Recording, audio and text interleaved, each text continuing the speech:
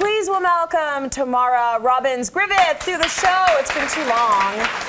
Good so to be here. Good to have you here in our lovely little flower shop. I know. I wanted it to feel like we're in a little garden shop doing our work. It's amazing. It's a great you know, piece. you're very good with the decor. You're awesome at that, but you've always been really proficient with floral arrangements, and so It was how I started out.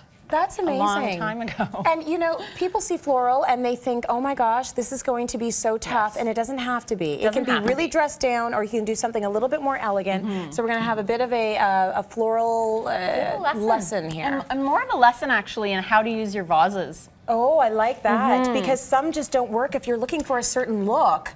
It won't work in a vase that's too short or too tall. Exactly. That's part of it, like analyzing what size and shape to choose. But also, I think when it comes down to it, in our homes, at least my home, we have two different types of vases. And I think this is true for a lot of people. The ones that are highly decorative, that you leave out on display, be it in your dining room or your living room, and it's an object in and of itself. And then the utilitarian ones that maybe you store away until you need them.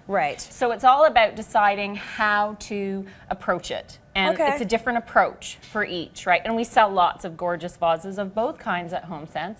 But I mean, the thing is, I've done one already. And you can see, this is highly decorative, it's ceramic, it's got that shell motif. You want to keep things simple and let the emphasis be on the vase, because it makes such a statement. Right? So in this case, it's nice to kind of stick to all one type of flower. And you can see with this vase, it's very African. That's so cool. It's gorgeous with a single palm leaf. Yes, I've always wanted a vase that would allow me to do that, and none of mine do. And it's, you know, the right shape. And you needed to have that small little hole at the top, it keeps it kind of in position. Yeah. So again, like when the vase has a lot going on, the flowers don't need to. They have to be simple. Right? Be simple. So for this vase, this is art glass. It's like a combination of polished and frosted. Very cool if you were like in a contemporary home. What I've brought for that vase is white stock. And I might usually go with like a monochromatic color theme when it comes to your flowers? I do both. I do a little bit of everything, but as we've said, when you're working in a vase that's more decorative, you want it to be quite simple. So I like all one type of flower. Now, Tracy, I might ask you, if you don't mind, to strip off some of the leaves. So this is called conditioning, and you want to make sure there's no leaves below the water line, because that's what causes bacteria to grow. I thought it just makes them look better. Well, that too. I was removing the leaves, but for purely aesthetic reasons. So we're doing something very simple. There you go. And we're cutting them to be about double the height of the vase. So really, because these weren't too tall, we're not trimming too much off the bottom. So this is a good lesson right there, though, because if you've got a very tall flower, you don't need it to be all the way up to here. It doesn't look good in the vase. Well, you generally, the rule of thumb, and I always use this, is to kind of double the height of the vase, unless it's a really tall arrangement with like delphiniums, and then maybe you do 1.5 times the height of the vase. You can see that with the peony arrangement over there.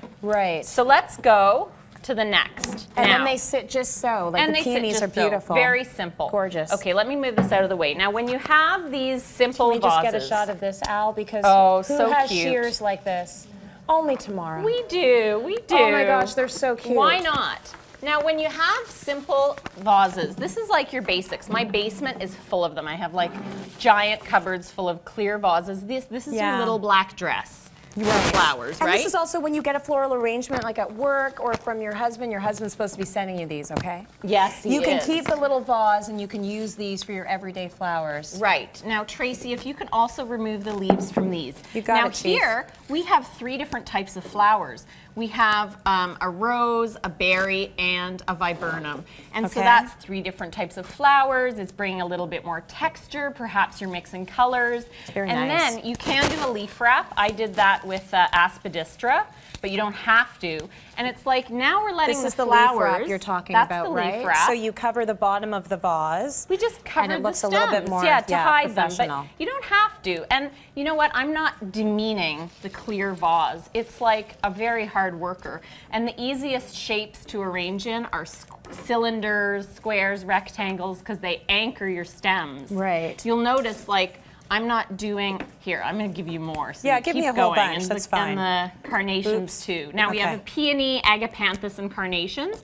Yeah. And you'll notice I'm not actually using all of these arrangements I built in my hand.